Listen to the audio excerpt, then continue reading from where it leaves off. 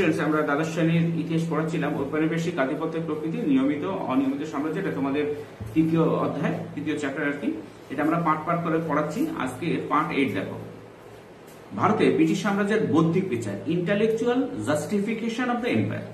ভারতে ব্রিটিশ শাসন ও ব্রিটিশ সাম্রাজ্য প্রতিষ্ঠার ঘটনাকে বিভিন্ন ঐতিহাসিক গোষ্ঠী বিভিন্ন দৃষ্টিকোণ থেকে বিচার করেছেন। এসব দৃষ্টিকোণ বা দৃষ্টিভঙ্গির মধ্যে উল্লেখযোগ্য হলো, এক হচ্ছে সাম্রাজ্যবাদী দৃষ্টিভঙ্গি, দুই হচ্ছে জাতীয়তাবাদী দৃষ্টিভঙ্গি, তিন হচ্ছে মার্ক্সবাদী দৃষ্টিভঙ্গি। আধুনিক ব্রিটিশ ঐতিহাসিকগণ ব্রিটিশ পাঠকদের কথা ভেবে এবং সাম্রাজ্যবাদী দৃষ্টিকোণ থেকে আধুনিক ভারতের ইতিহাস রচনা বা ব্যাখ্যা করেছেন। তারা মনে করতেন যে ভারতে ব্রিটিশ শাসনের প্রতিষ্ঠার ঘটনা ভারতীয়দের কাছে সৌভাগ্য ও কল্যাণকর বিষয় ছিল, এতে ভারতীয়দের মঙ্গলই হয়েছে। সাম্রাজ্যবাদী দৃষ্টিভঙ্গি সমর্থকদের মধ্যে বিশেষ উল্লেখযোগ্য ছিলেন জেমস মিল ও উপযোগবাদী বা হিতবাদী দার্শনিকগণ এবং মেকলে। দেখো, হিতবাদ বা উপযোগবাদ, এরা মনে করতো যে ভারতে যে ব্রিটিশ শাসন হয়েছে এটা ভারতীয়দের উন্নতি হয়েছে। দেখো, কিছুটা দিক থেকে আবার কিছুটা ঠিকও। দেখো, যে আমরা সব ছোট ছোট রাজ্য ছিল এবং এই অন্যের সাথে লড়াই চড়াই এইসব করে বেড়াতো। কিছু ক্ষেত্রে আমরা পিছিয়েও পড়েছিলাম, আমাদের কাছে শিল্প বিপ্লব হয়নি, আমাদের নবজাগরণ ঘটেনি, এরকম বিভিন্ন রকম প্রবলেম আমাদের ছিল। ব্রিটিশ শেষে আমাদের কিছুটা করেছো, কিন্তু তার থেকে করেছে যা বেশি, তার থেকে লুট করেছে বেশি। দেখো, হিতবাদ বা উপযোগবাদ। হিতবাদী বা উপযোগবাদী দর্শন বলতে বোঝায় সর্বাধিক মানুষের সুখের বিধান, দুঃখমোচন এবং মঙ্গল সাধন উদ্দেশ্যে কর্মোদ্যোগের মতবাদ। উপযোগবাদী মতদর্শের উদ্ভাবক ছিলেন জেরেমি বেন্থাম, 1748 থেকে 1832 খ্রিস্টাব্দে।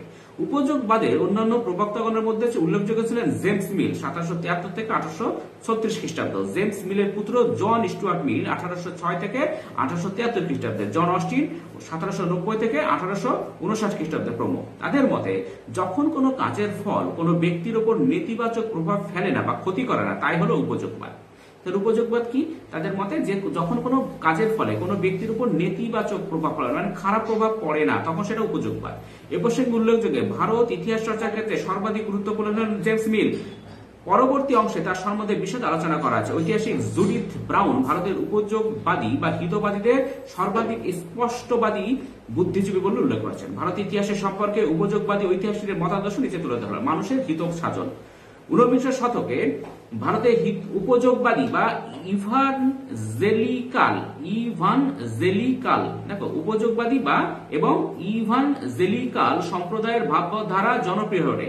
ইভানজেলিকাল সম্প্রদায় বিশ্বাস করতে যে সুখ অর্জনের মধ্যে নয়, মানুষের প্রকৃত মঙ্গল নিহিত রয়েছে তার পাপ মুক্ত হওয়ার প্রচেষ্টার মধ্যে। কিন্তু উপযোগবাদী বা হিতবাদী দার্শনিকরা মনে করেন যে মানুষের সুখ ও কল্যাণ বিধানী করাই মানুষের কাজের মুখ্য উদ্দেশ্য। জেরেমি বেন্থাম তার এ ফ্র্যাগমেন্ট অন গভর্নমেন্ট গ্রন্থে বলেছেন যে সর্বাধিক সংখ্যক মানুষের জন্য সর্বাধিক সুখের বিধান করাই হলো উপযোগবাদের উদ্দেশ্য। রাষ্ট্রীয় জীবনে মানুষের সুখ বিধানের জন্য প্রয়োজন ভালো আইন এবং সুদক্ষ জ্ঞানোদীপ্ত প্রশাসন। ভারতে এই লক্ষ্যে ব্রিটিশ শাসন দ্বারা পরিচালিত হওয়া উচিত।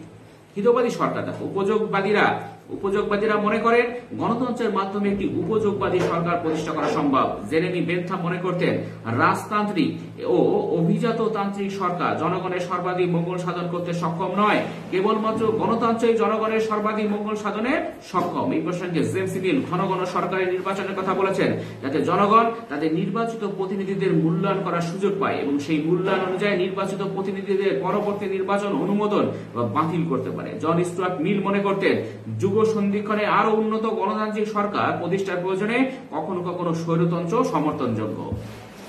গণতন্ত্র হচ্ছে একটা উৎকৃষ্ট দিক আর কি। মূল্যায়ন দেখো, বিদেশি বা সাম্রাজ্যবাদী দৃষ্টিভঙ্গির ধারক ও বাহক ঐতিহাসিকরা অধিকাংশ ক্ষেত্রে ভারতীয় সভ্যতা ও সংস্কৃতির নিকৃষ্ট বলে ব্যাখ্যা করতেন। তারা মনে করতেন ভারত হল একটি বহুজাতিক দেশ, ভারতীয় জাতি বলে কিছু নেই, প্রাচীন ভারতীয় সভ্যতায় গর্ব করার মতো কিছু নেই। মিলের পরবর্তীকালে হান্টার, স্মিথ, লায়াল প্রমুখ ঐতিহাসিক সাম্রাজ্যবাদী দৃষ্টিভঙ্গি আরো এগিয়ে নিয়ে যান। বিদেশি এই দৃষ্টিভঙ্গির বিরুদ্ধে 19 শতকের দ্বিতীয়ার্ধে জাতীয়তাবাদী ইতিহাস চর্চা শুরু হয়। জাতীয়তাবাদী ঐতিহাসিক রমেশ চন্দ্র দত্ত, রাধা কুমুদ মুখার্জি, এসি দাস, বিডি বসু প্রমুখ ভারতীয় সভ্যতার গৌরবগাথা তুলে ধরেছেন।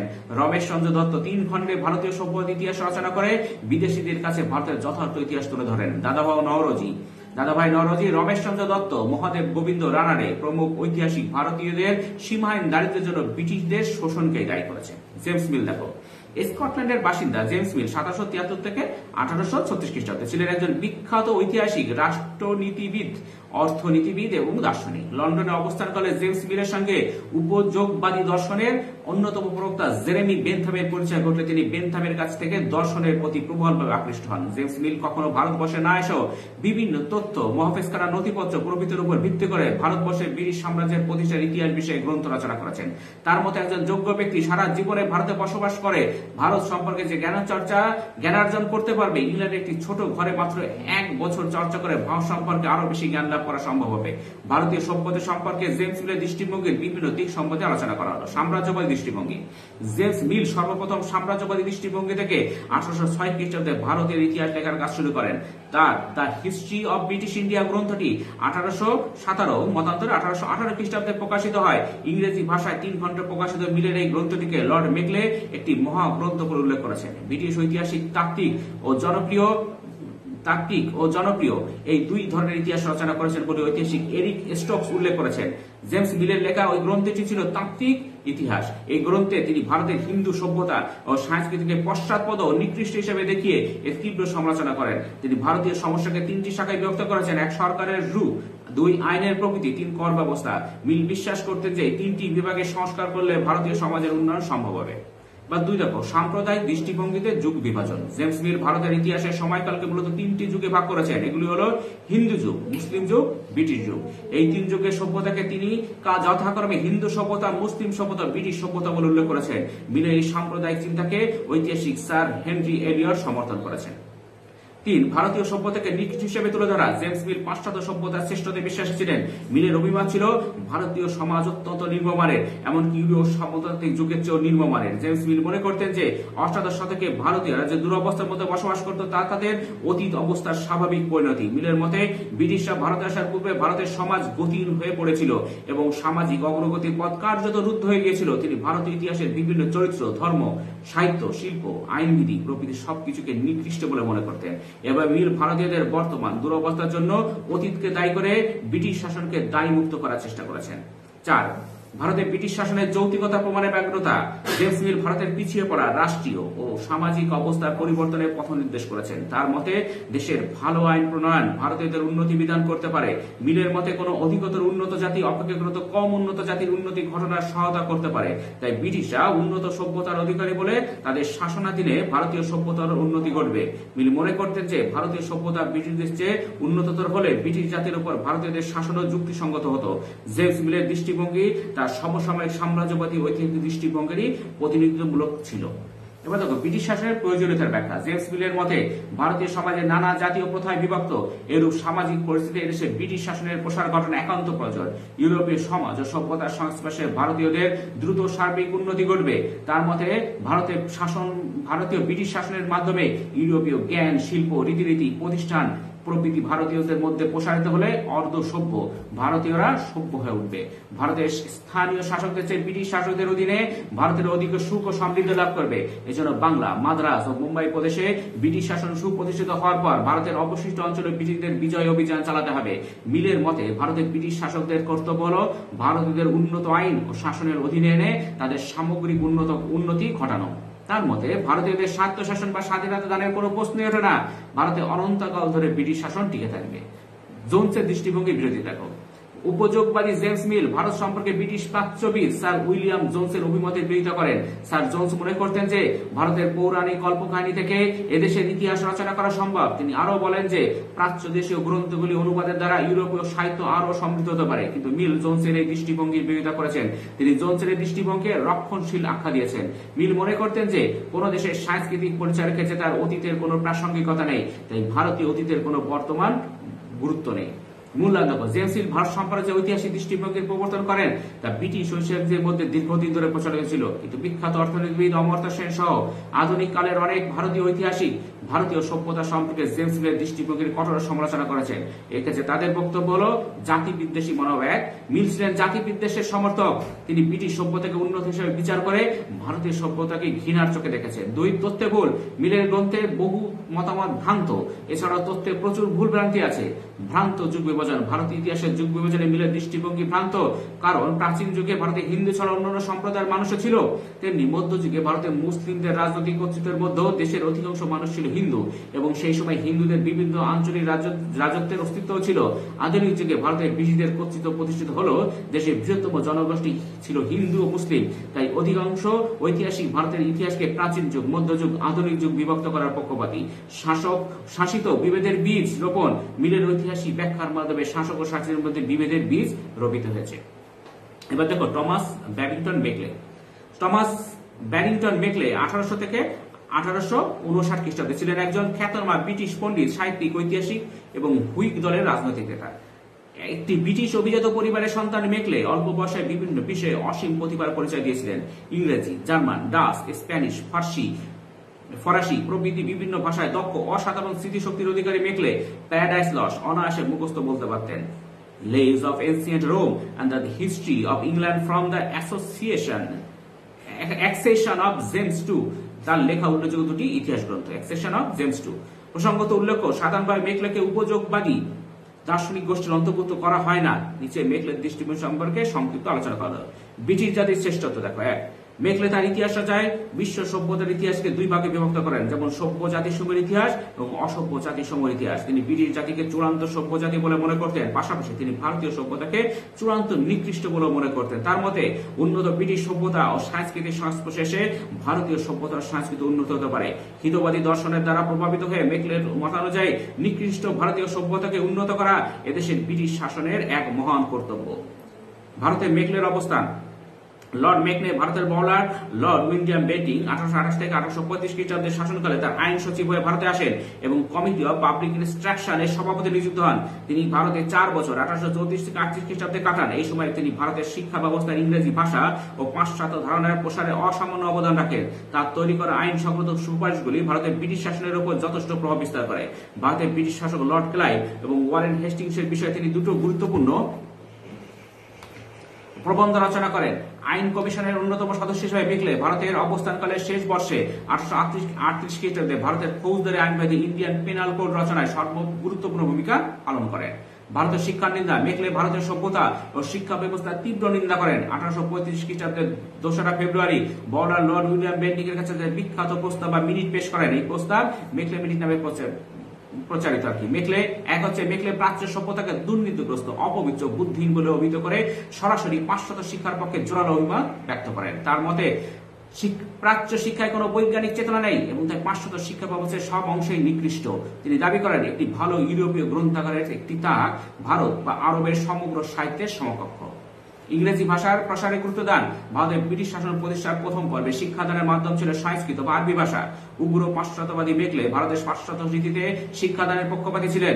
মেকলে তৎকালীন বড়লাট লর্ড উইলিয়াম বেন্টিংকে বোঝাতে সক্ষম হন যে বিদ্যালয়ে মাতৃভাষায় শিক্ষা লাভের পর ষষ্ঠ বর্ষ থেকে ইংরেজি ভাষাকে শিক্ষা মাধ্যম হিসেবে চালু করা উচিত, এতে উচ্চ শিক্ষার প্রসার সহজ হবে। মেকলের লক্ষ্য ছিল ভারতে সাংস্কৃতিক বিজয়। তিনি বলেন যে পাশ্চাত্য শিক্ষার ফলে দেশে এমন ভারতীয় জনগোষ্ঠী তৈরি হবে যারা রক্তে ও বর্ণ হবে ভারতীয়, কিন্তু রুচি, মত, নৈতিকতায় এবং বুদ্ধিমত্তায় হবে ইংরেজ। তারাই পরে জনগণের মধ্যে নতুন জ্ঞান প্রচার করবে। ইংরেজির শিক্ষায় শিক্ষিত হয়ে ভারতে নবজাগরণ ঘটবে। ক্রম নিম্ন পরিস্থিতির প্রবর্তন। মেকলে মনে করেন যে প্রথম পর্যায়ে ভারত উচ্চ মধ্যবর্তী শ্রেণীর মধ্যে ইংরেজি ও পাশ্চাত্য শিক্ষার প্রসার ঘটাতে হবে। জল যেভাবে উপর থেকে নিচের দিকে প্রবাহিত হয় তেমনি পরবর্তীকালে উচ্চ ও মধ্যবর্তী শ্রেণীর সহায়তায় পাশ্চাত্য শিক্ষাক্রমে ভারতের সাধারণ নিম্নবিত্তদের মধ্যে ছড়িয়ে পড়বে। মেকলের এই নীতি ক্রম নিম্ন পরিশ্রুতি নীতি বা চুইয়ে পড়া নীতি, ডাউনওয়ার্ড ফিল্টারেশন থিওরি নামে পরিচিত। তোমাদের প্রশ্ন আসে ডাউনওয়ার্ড ফিল্টারেশন থিওরি কি? মানে যে উচ্চ পদের এদের আগে লেখাপড়া শেখা অটোমেটিক নিচের দিকে পড়বে, এটা হচ্ছে ডাউনওয়ার্ড ফিল্টারেশন থিওরি। মূল্যায়ন। ঔপনিবেশিক আমলে ভারতের শিক্ষা সংস্কৃতি ইতিহাসে মেকলের ভূমিকা বিশেষ গুরুত্বপূর্ণ। মেকলে ভারতবাসীকে নিজস্ব সংস্কৃতি চর্চা ছেড়ে অন্ধভাবে পাশ্চাত্য সংস্কৃতি চর্চায় অনুপ্রাণিত করেছেন। তাই কোনো ভারতীয় পরিবারে জন্মগ্রহণ করো যারা নিজেদের জীবন চর্চায় পাশ্চাত্য সংস্কৃতিকে গ্রহণ করে তাদের কখনো কখনো পরিহাস করো। মেকলের সন্তান বলে উল্লেখ করা হয়ে থাকে। ডক্টর অমরেশ ত্রিপাঠী যথার্থ বলেছেন, সমসাময়িক কালের উচ্ছ্বসিত অভিনন্দন লাভ করলো। মেকলের ঐতিহাসিক খ্যাতি আজ নিষ্প্রভ। 1 শতাব্দী অতিক্রান্ত হয়নি। স্তুতির সপ্তম স্বর্গতে নিন্দার পঙ্ক সজ্জায় নেমে এসেছেন। লর্ড মেকলের ইতিহাস চেতনা বিভিন্ন কারণে সমালোচিত হয়েছে। এগুলি হলো: 1, লর্ড অ্যাক্টন বলেছেন ইতিহাসকে দাঁড়াতে হবে তথ্যের উপর, ব্যক্তিগত মতামতের উপর নয়। এখানে মেকলের প্রধান ত্রুটি লক্ষ্য করা যায়। তিনি ইতিহাস রচনায় তথ্যের চেয়ে ব্যক্তিগত মতামতকে বেশি গুরুত্ব দিয়েছেন। 2, মেকলের রচনায় উন্নত সাহিত্য গুণ সম্পন্ন হলেও তাতে উপস্থিত ঐতিহাসিক তথ্যাবলী সর্বদা নির্ভরযোগ্য নয়। 3, তার রচনা ছিল অনেক সময় একপেশে এবং পক্ষপাত দুষ্ট। হুইগ দলের একনিষ্ঠ সমর্থক মেকলের রচনায় সুস্পষ্ট রাজনৈতিক পক্ষপাতিত্ব লক্ষ্য করা যায়। 4, ধ্রুপদী যুগ সম্পর্কে তার যতটা জ্ঞান ছিল ততটা জ্ঞান মধ্যযুগীয় ইতিহাস সম্পর্কে ছিল না। 5, ইতিহাস চর্চার ক্ষেত্রে গুরুত্বপূর্ণ বিষয় ধর্ম ও দর্শন সম্পর্কে মেকলের জ্ঞান ছিল সীমিত। 6, মেকলে তার রচনার প্রতিপক্ষকে অনেক সময় অযৌক্তিক ও নির্মমভাবে আক্রমণ করেছেন। এবার দেখো সমীক্ষা 2, চীন সাম্রাজ্যবাদী দেশগুলির রাজনৈতিক বিশ্লেষণ ছাড়া চীনের অর্থনৈতিক বিকাশ আর কি। একদা চীন ছিল সুপ্রাচীন সভ্যতা লীলাভূমি। গর্বিত চীনা নিজেদেরকে স্বর্গীয় দেশ, সেলেস্টিয়াল এম্পায়ার, এবং চীনকে সম্রাটের স্বর্গের সন্তান মনে করতেন। তারা বিশ্বাস করতেন চীনের সম্রাট স্বর্গের শাসন অনুসারে তার রাজত্ব শাসন করবে। 19 শতকের সূচনায় কিং বা মানচু রাজবংশ শাসিত ছিল সব দিক থেকে পিছিয়ে পড়া একটি দেশ। স্বর্গের সন্তানের দুর্বল ও স্বৈরাচারী শাসনে জনগণের দুর্দশার সীমা ছিল না। মন্ত্রী আমলারা ছিল আত্মসর্বস্ব এবং দুর্নীতিগ্রস্ত। সম্রাটের সঙ্গে প্রজাদের যোগাযোগের কোনো উপায় ছিল না। সামন্ততন্ত্র শাসিত চীনের রাজনীতি, সমাজনীতি, অর্থনীতি, শিল্প, বিজ্ঞান, কারিগরি জ্ঞান, সামরিক বাহিনী সবকিছু ছিল দুর্বল ও পশ্চাৎপদ। চীনের অর্থনীতি ছিল কৃষিভিত্তিক এবং মোট জনসংখ্যার 5 ভাগের 4 ভাগই ছিল কৃষির সঙ্গে জড়িত ছিল। সাম্রাজ্যের মোট রাজস্ব সরকার শতকরা 75 ভাগই আসতো ভূমি রাজস্ব থেকে। পরভারে জর্জরিত প্রজারা নানা ধরনের অত্যাচারের শিকার হতো। সরকারি কর্মচারীদের অত্যাচার ছাড়াও নানা রকম প্রাকৃতিক বিপর্যয় যেমন খরা, হুয়াংহো, ইয়াংসি নদীর সর্বনাশা, বন্যা, মহামারী প্রভৃতি ছিল কৃষকদের নিত্যসঙ্গী। চীনে বিদেশিদের বাণিজ্যের সমস্যা হতো। গর্বিত চীনেরা বিদেশিদের বর্বর বলে মনে করত, ফলে চীনে বৈদেশিক বাণিজ্যে নানা সমস্যা ছিল। এক, বিদেশিদের বাণিজ্যে নিষেধাজ্ঞা। চীনেরা মনে করত যে বিদেশির কাছ থেকে তাদের কিছু শেখার বা গ্রহণ করার নেই। তাছাড়া চীনাদের জীবনধারণের প্রয়োজনীয় সামগ্রী কোনো কিছুই বিদেশ থেকে আসতো না, চীনেই পাওয়া যেত। বিদেশি বিলাসবহুল পণ্যের প্রতি চীনাদের আগ্রহ বিশেষ ছিল না। এই জন্য চীনারা তাদের দেশে বিদেশিদের আগমন ও বাণিজ্যিক সম্প্রসারণের তীব্র বিরোধিতা ছিল। চীন সরকার ও বিদেশের সঙ্গে সম্পর্ক প্রতিষ্ঠায় বিশেষ আগ্রহী ছিল না। তাই মানচু শাসকগণ 1656, 1665 এবং 1665 খ্রিস্টাব্দে পৃথক ঘোষণার মাধ্যমে চীনের বৈদেশিক বাণিজ্যের উপর নিষেধাজ্ঞা জারি করে। চীনের সম্রাট বিশেষ অনুমতি ছাড়া কোনো ইউরোপীয় চীনে প্রবেশ করতে পারত না।